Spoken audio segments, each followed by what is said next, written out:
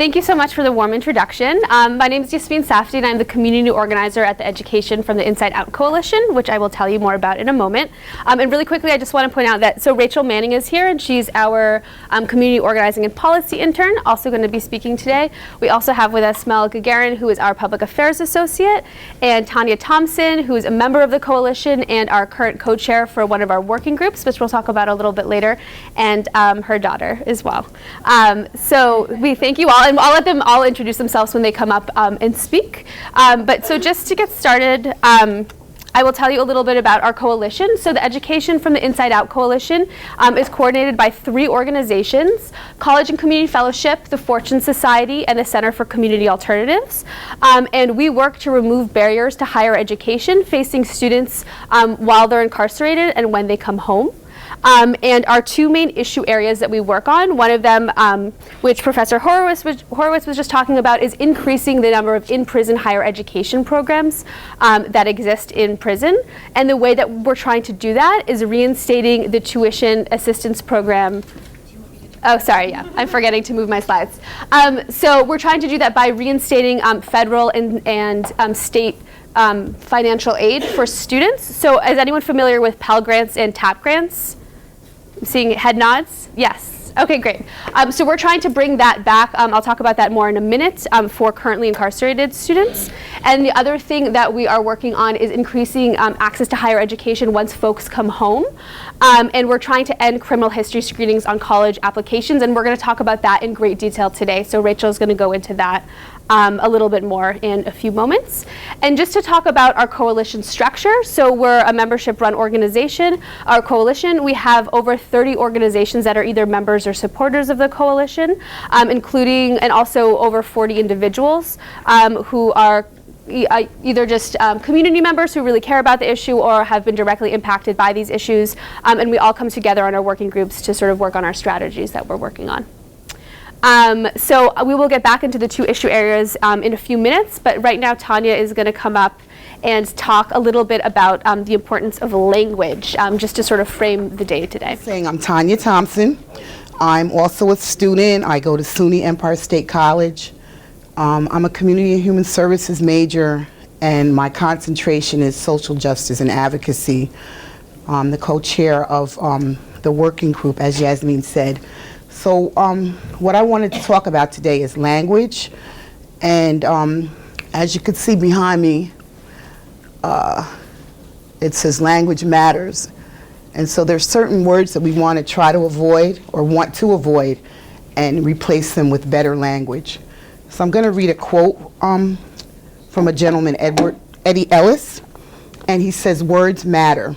They shape perceptions and understanding, both past and present events, and of future possibilities, and therefore future events. Semantic and public acceptance of words like formerly incarcerated or returning citizens, rather than ex-felon, ex-offender, or ex-inmate, are of fundamental importance to the process of public opinion formulation, positive media images, effective social service delivery, and most importantly, progressive policy change." So you'll hear us use different terminology, and we want you to try to get used to using those terms too. One example that I could give, when I was taking a class in serious mental illness, we were quick to use terminology like a person is bipolar or a person they're schizophrenic.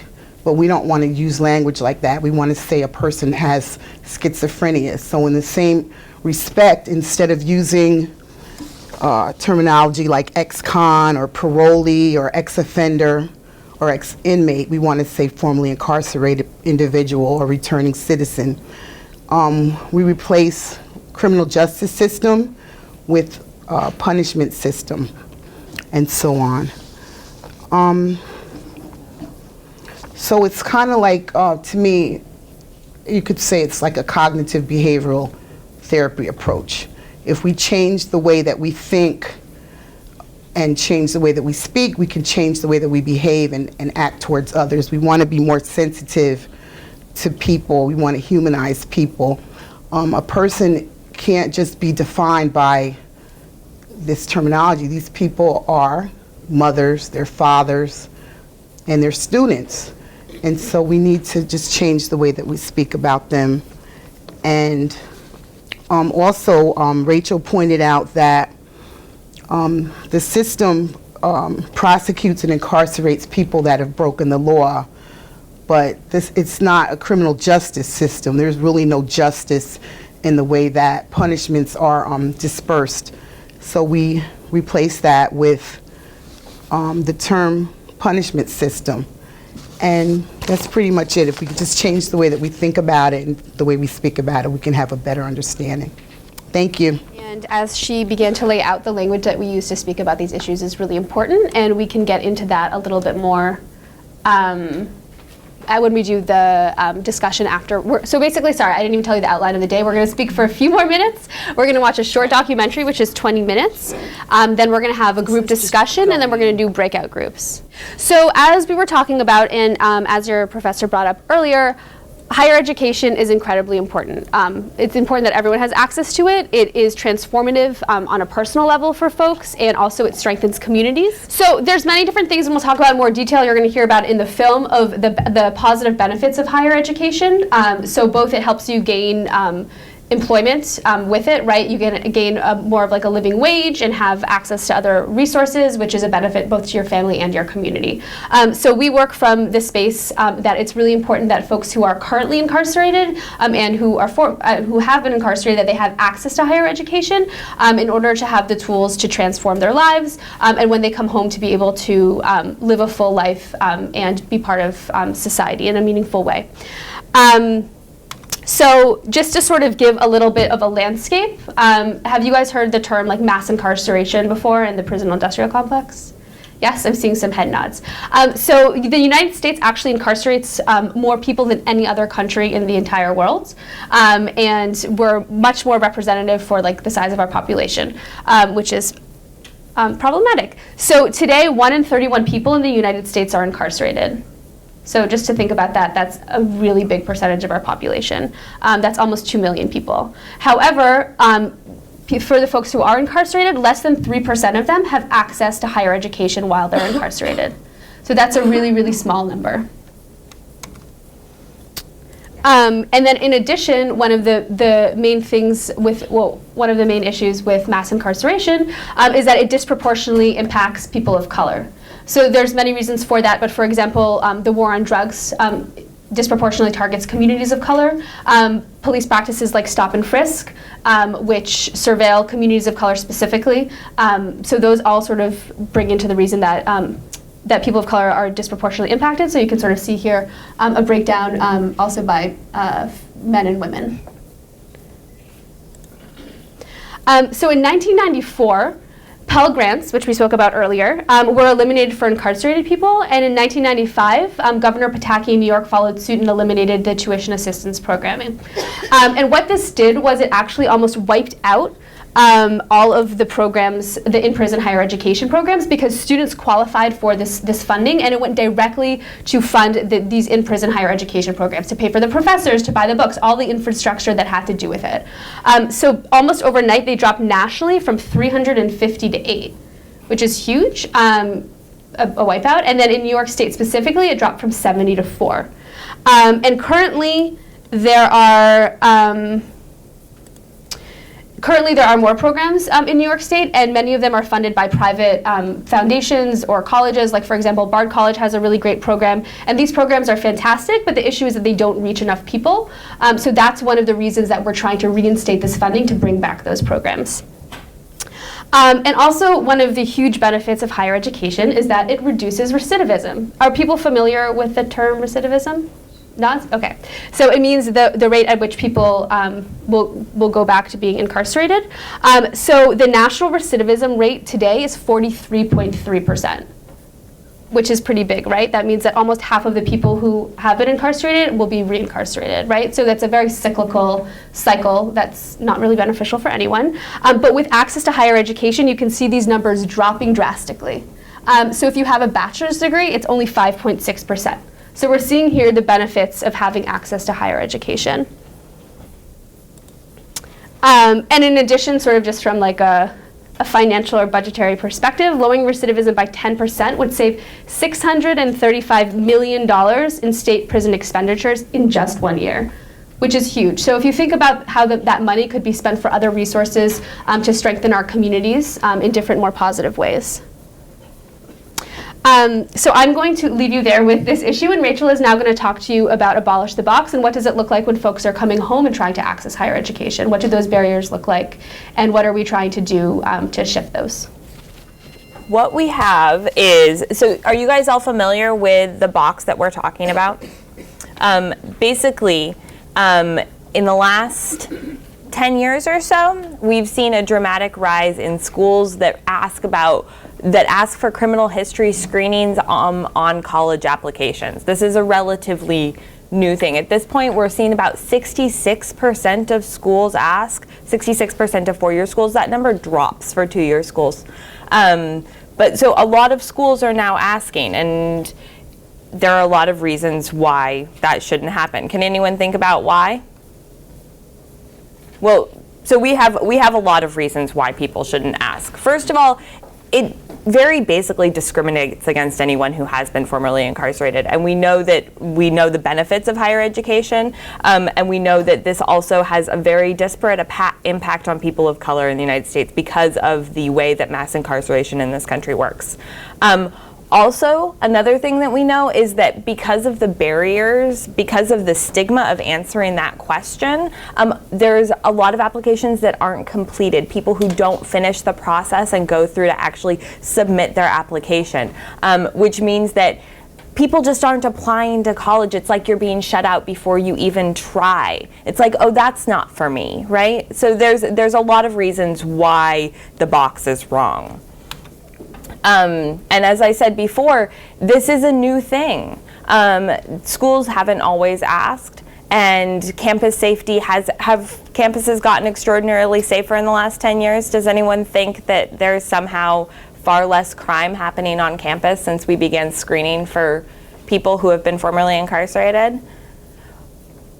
No, campuses have not gotten safer. We know that there's never been a study that has been said that these screenings work and that people who are formerly incarcerated do somehow reoffend more on campus. In fact, what we do know is that a lot of our member organizations have done studies that show that people who have been formerly incarcerated are sometimes the least likely to offend on campus. So what we know is that education prevents recidivism, right?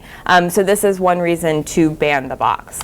Also, there's this question like, aren't all applications reviewed by experts? And that's actually something that also is not true. Most universities don't train their admissions counselors on how to look at this paperwork.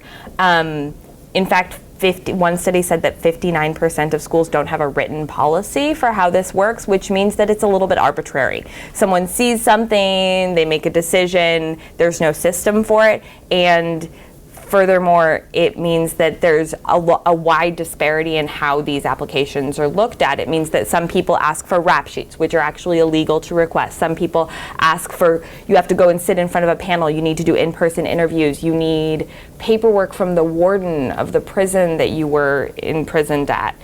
So there's a wide disparity of different processes that you need to go through for that. So that's a little bit about Ban the Box. My SUNY school, when a person applies, they see the box, and it asks if they have a felony conviction. And as you were saying, some people just see that and they automatically say, no, I'm not going to continue.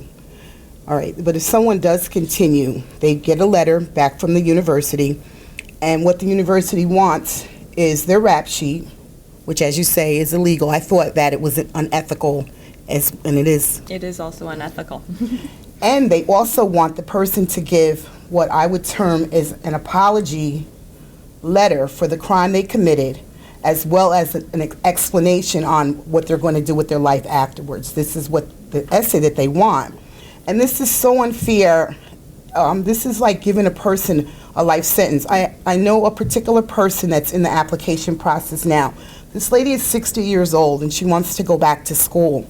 And when she saw the box, she says, I don't really want to reveal this. This is something that happened a long time ago. And I encouraged her. I said, go ahead and apply and just see what happens. Well, she got the letter back, the email back, and to do this essay, this apology explanation essay, which when I saw that, I was appalled.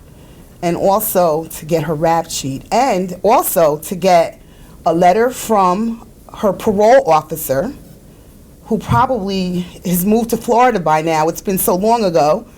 And also, she had to get another type of recommendation letter. And so at this point, if it were I might say, you know, just forget this. Let me just either apply somewhere else, or maybe I don't even want to go back to college. So that's just an example of what people have to go through. And also, it's different at every SUNY school, Every SUNY right? school is different. Yeah. And also, one of my professors was saying that at our SUNY school, he doesn't even really know what happens to the person's rap sheet. Like, that's confidential information that's somewhere on a shelf. And what is done with the information after they have it. So that's about it. So here's a good question. Do you guys know if St. Francis asks? Do you know if St. Francis asks about? I see some nods. Do you remember checking that box or not checking that box or encountering that box? Yeah. So yes, it does, and we'll talk more about how that impacts this particular, about how it impacts what to do at St. Francis. I just wanted to briefly say that the EIO Coalition has two pieces of legislation that we're working on in the New York State legislature. We have one to reinstate the tuition assistance program for people who are currently incarcerated, and we also have a ban the box, an abolish the box piece of legislature called Vivian's Law, which would disallow any college from inquiring about criminal history during the application process. So the bill numbers are up there, and we can definitely talk more about those afterwards.